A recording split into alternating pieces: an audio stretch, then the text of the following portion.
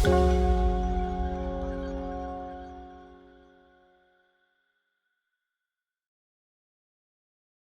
nana é veld de basquetebol dentro do centro de village, agora totalmente remodelado. E que nome que agradeci colega ministro Andy Cruz para sobra hora que ela põe sua mente e seu coração na essa aqui, ela make it happen. E agora que nana nós está claro para inaugurar a bonita cancha aqui.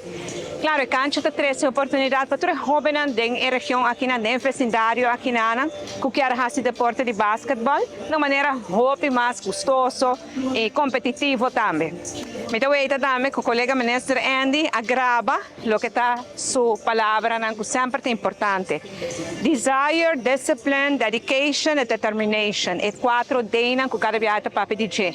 Os jovens têm desejo grande de praticar deporte, não têm disciplina para praticar e dedicação para dedicar no deporte e determinação para estar melhor com a porta. E agora que não, com a cancha que agora inaugurar, tem mais oportunidade para fazer. E esse é o que nosso compromisso está. Percorrer para todos os jovens que mais oportunidade de distração sano, deporte, para cada jovem que está fazendo deporte, um jovem menos que está caindo em problema. Para bem, mas principalmente danke, colega Andy e na gente da equipe.